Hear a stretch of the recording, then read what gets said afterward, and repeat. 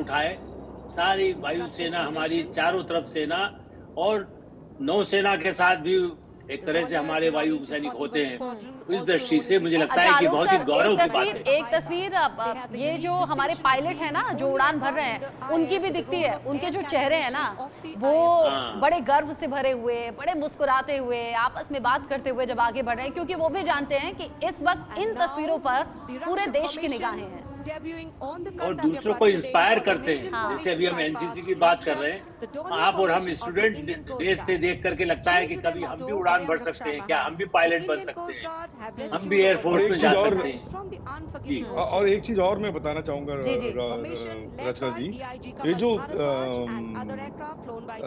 Dornier में जो हम रडार देख रहे हैं, ये डीआरडीओ ने अपग्रेड किया हुआ रडार है। ये जो रेडियो है, सॉफ्टवेयर डिफेंड रेडियो, ये भी डीआरडीओ का बनाया हुआ है। और ये सारा जो इसके अंदर की एवियोनिक्स या टच स्क्रीन पैनल वगैरह जो हैं, सब आत्मनिर्भर के तहत भारत में बना हुआ है। ये हमें गर्वान्वित करने वाली बात है और इसकी वजह से मैं कहता हूं कि स्वर्णिम भारत का जो आगाज है वो हो चुका है और आने वाले दशक में हम स्वर्णिम भारत को और आगे जाता हुआ देखते हैं और हो सकता है अगले एक डिकेड में हम नेट पॉजिटिव हो जाएं डिफेंस एक्सपोर्ट में। देखिए, अलग अलग विमानों में और अलग अलग फॉर्मेशन में सबसे पहले अजय फॉर्मेशन हमने देखा, उसके बाद सतलुज फॉर्मेशन हमने देखा, फिर बारी आई रक्षक फॉर्मेशन की और अब चल रहा है अर्जुन फॉर्मेशन, जिसमें शामिल हैं एक C-295 विमान, एशलॉन में 2 C-130 एयरक्राफ्ट, जिनके साथ में अर्जुन फॉर्मेशन यहाँ पर बनाते हुए। अलग अलग फॉर्मेशन का अलग अलग मतलब भी होता है विनोद जी। बिल्कुल, ये C-295 जो है ये पहली बार उड़ान भर रहा है। ये हमने इस साल पहली बार हमने इसको इंट्रोड्यूस किया है। अभी जो हम स्क्रीन में देख रहे हैं वो सुखोई 30 है, सुखोई 30 का फॉर्मेशन है और 6 सुखोई 30 एक साथ आएंगे और हमें कुछ करतब देखने को मिलेगा। और अभी जो हम कॉकपिट से जो देख रहे हैं वो C-295 के कॉकपिट का दृश्य देख रहे हैं। और C-295 जो हमारे देश का वायुसेना का सबसे latest aircraft, military transport aircraft है, जो भारत में ही बना है। बड़ोदरा में जो प्लांट लगा स्पेन की मदद से, एयरबस से, जो प्रधानमंत्री मोदी ने उद्घाटन किया था, तो वो ये C-295 एयरक्राफ्ट है, स्पेन की मदद से मेक इन इंडिया के तहत बना है, ये भारत में बना है।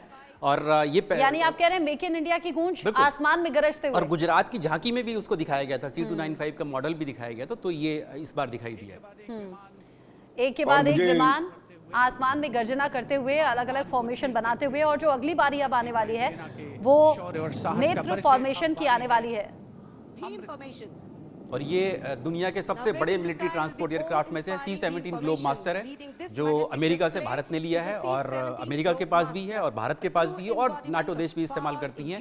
इसका इस्तेमाल हम लोग हमेशा देखा होगा। जब गलवान घाटी की झड़प हुई थी तो हमने जो मोबिलाइज किया अपने सैनिकों को चंडीगढ़ से, दिल्ली से और दूसरे देश के हिस्सों से, सबसे ज्यादा इसी एयरक्राफ्ट का इस्तेमाल किया गया और हमने कुछ ही दिनों के अंदर जो थी हमारी सैनिकों। एक बार नीरज जी ये तस्वीरें देखने के साथ सुनेंगे भी।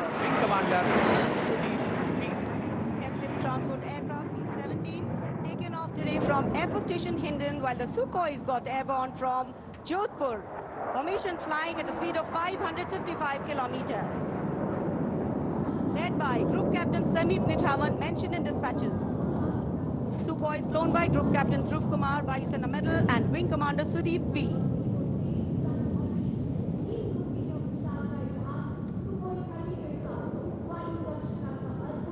निगाहें आसमान में इन वायु गर्जन करने वाले विमानों को ढूंढ रही हैं और एक के बाद एक हैरत अंगेज कारनामे करते हुए फॉर्मेशन आगे बढ़ते हुए। And now time for faster moves with pure fighter formations. In the lead, Jaguars. Jaguar, a versatile twin-engine strike aircraft known for its robust design and adaptability, capable of performing in challenging environment and thus a valuable asset for close air support, precision strikes and reconnaissance missions. And there you can see 5 Jaguars in aero